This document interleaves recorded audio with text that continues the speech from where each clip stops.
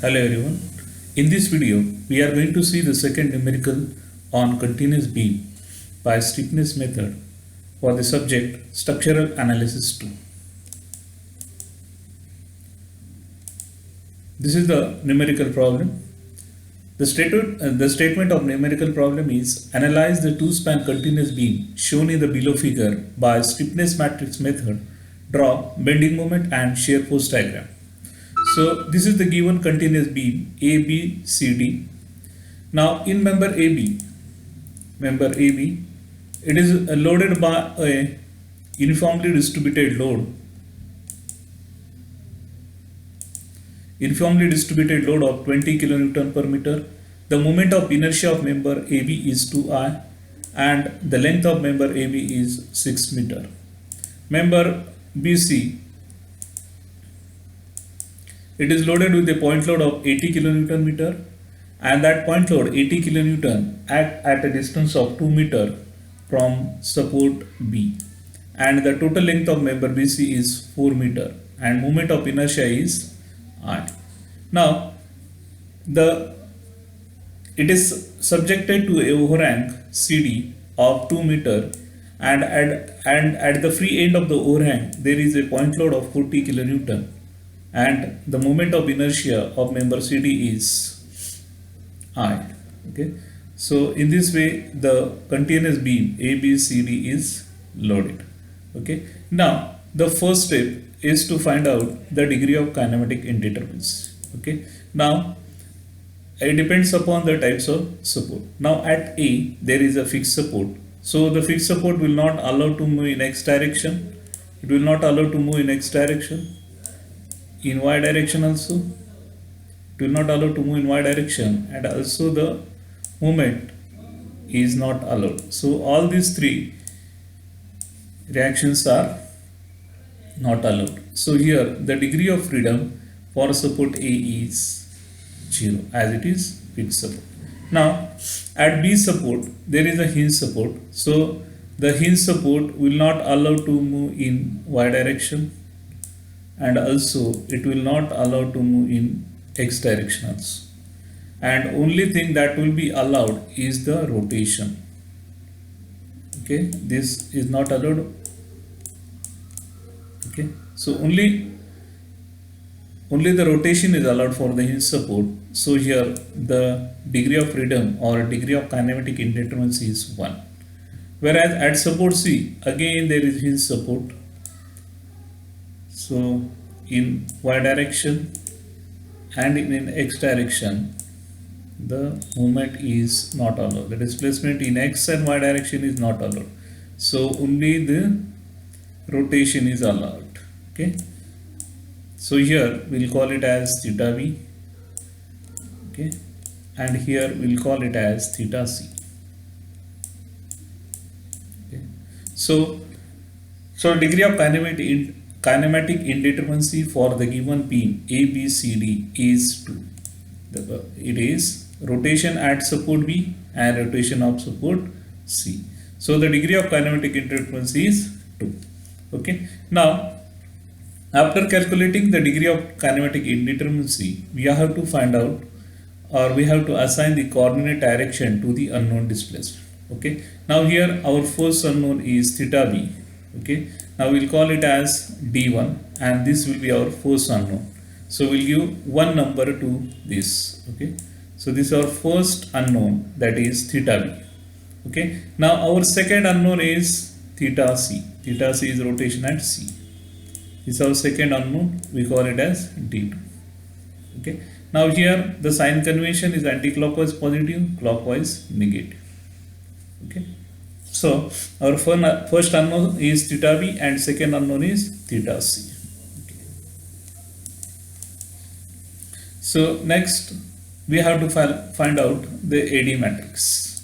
Okay. Now AD matrix, this is nothing but action corresponding to displacement in original structure. Action corresponding to displacement in original structure. That means external force or movement acting in a coordinate direction. Okay. Now here our first unknown is what? B. Okay. At support B there is no any movement acting. or there is no any other point load acting at B. Okay, there is a UDL, it is on member AB. Okay, it is not exactly over support B. So this AD1 will be equal to 0. Okay, now next, at support C, now there is a overhang. At support C, there is an overhang. Now, due to this overhang, there will be a moment. Now, you see here. Now, at the free end of this overhang, there is a point load of 40 kilonewton and length of the overhang is 2. So, due to this overhang, the movement will be like this. Okay, and here in member CD, the movement will be in opposite direction. Yes or no? To balance this movement or to balance this load.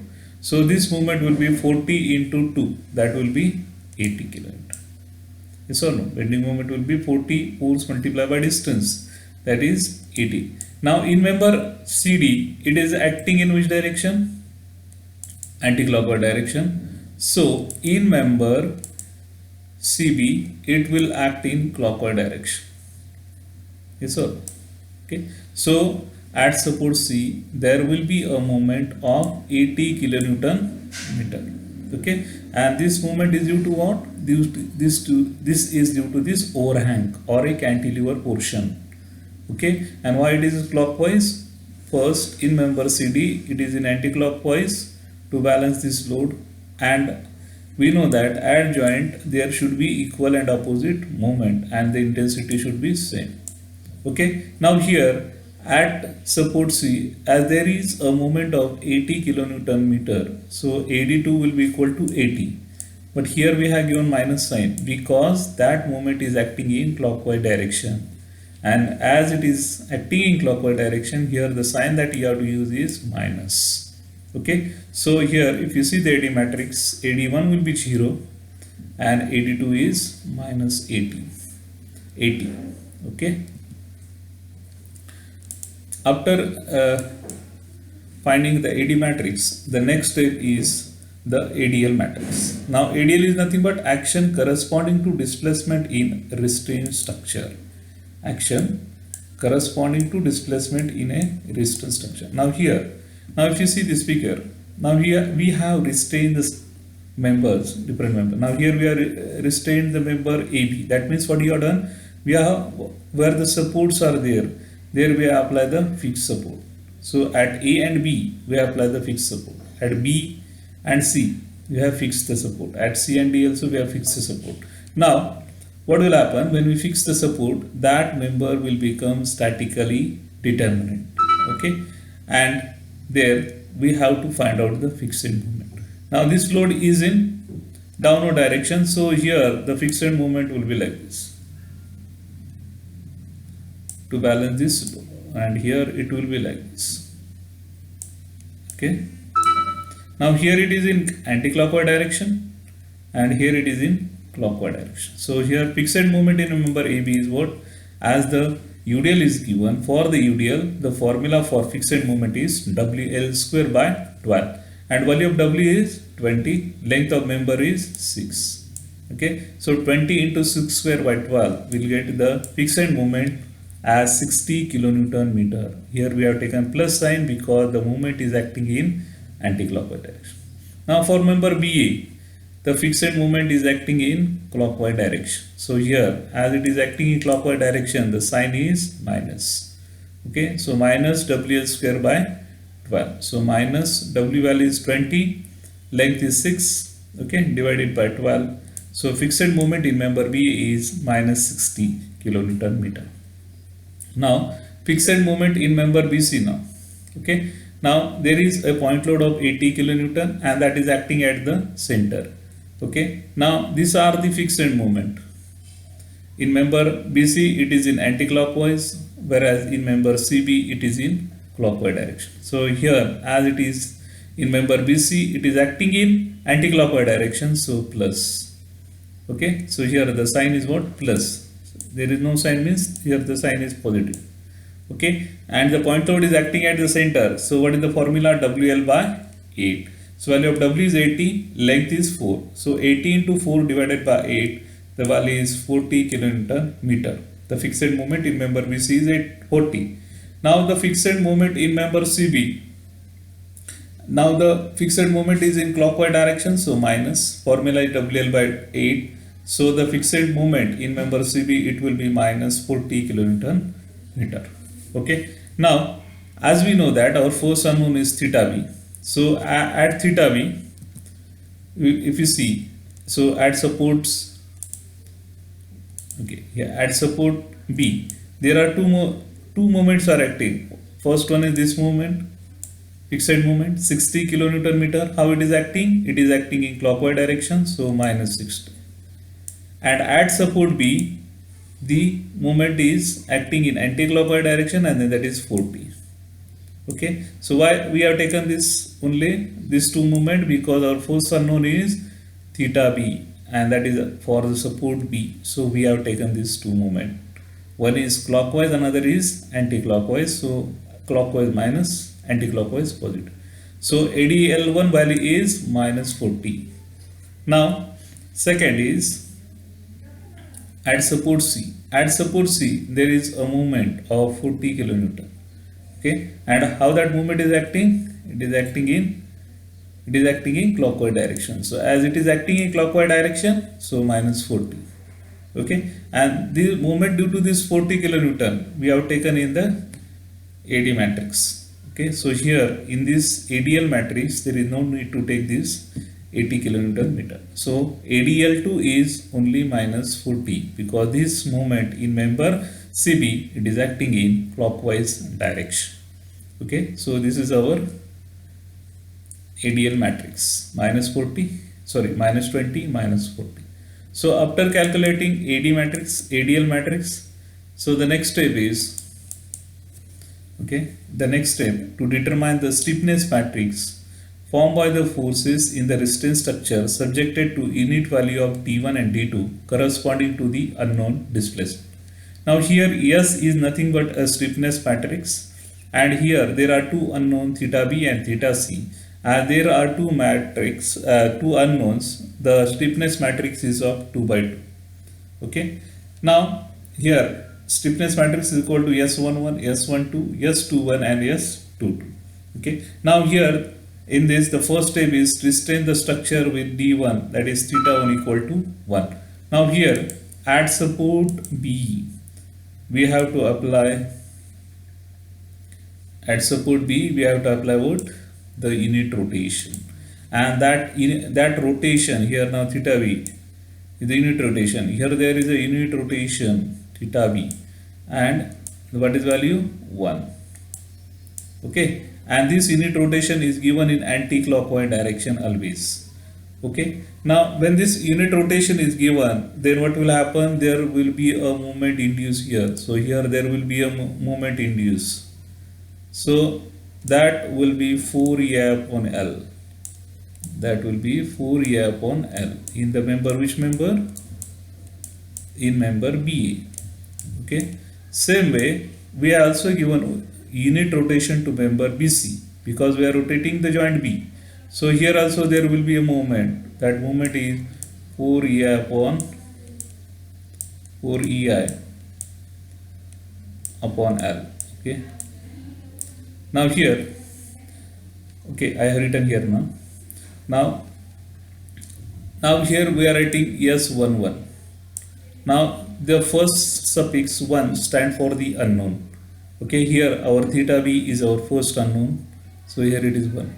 Okay, and second suffix 1 stand for where the unit rotation is given. Where is unit rotation given? Unit rotation is given at support B. So here that is also our first unknown, so S11. Okay, so S11 for BA and S11 for BC, because at joint B, two members are connecting, BA and BC. So here we are having two values here now. Okay, now for EI, here value of EI for AB is BA is 2. Okay, and for BC it is only I. Now here we'll put the length. Now length of member BA is what? 6, and length of member BC is 4. Okay, by solving this, we'll get the value of S11 as 2.33 EI. Okay, now when we rotate, or when we give the unit rotation at B, at B, then some moment will also induce at support C. Okay, and that will be 2 EI upon L. That is nothing but 2 EI upon L. Okay, so whatever the movement is induced in member BC, what is that? 4 EI upon L. Half of that will be produced at support C. So half of it is produced at the far end. Okay, now here what number should be given now? S. Now force stand for the unknown. So unknown is what? Second, that is theta C. And where the unit rotation is given? At theta B, and the unknown number is 1. Okay, so S21. So here we are written S21. First 2 stand for the unknown number, theta C is our second unknown, and 1 stand where the unit rotation is applied. So 2 upon L, value of I here is I only, L is 4. So we get the value as 0.5 I. Okay, length of member CB is 4. So 0.5 EI. Okay, so this was when we give the unit rotation at support B. Now next step is we'll give the unit rotation at support C. Okay,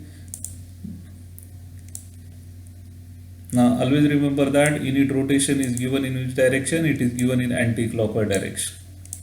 Okay, so when we give unit rotation, the movement will induce in this member, and that movement will be 4 EI upon L. Okay, okay, now here what will be the suffix? Yes. What is the unknown number? Theta C is our second unknown, and where the unit rotation applied? At support C only. So support C is our second unknown. So this will be S22. Okay, now half of this will be transferred to the member BC. So that will be half of this will be half of 4 EI upon L is nothing but 2 EI upon L. Okay, now here what will be the suffix now? First stand for the unknown number. Unknown number is 1, and where unit rotation is applied? At C, that is our second unknown. So S12. So S12 equal to what? It is 2 EI upon L. Value of it is for member BC. Okay, so value of I is here I. Okay, so 2 EI upon 4, again it is 0.5 EI. Okay, now for S22, now this is S22. First 2 stand for the unknown number, second where the unit rotation is applied. Okay, okay, now okay,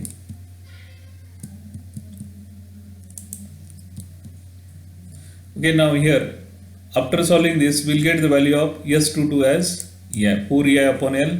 Okay, value of I is I upon 4, so we get value of S22 equal to EI. Now here if you put the values of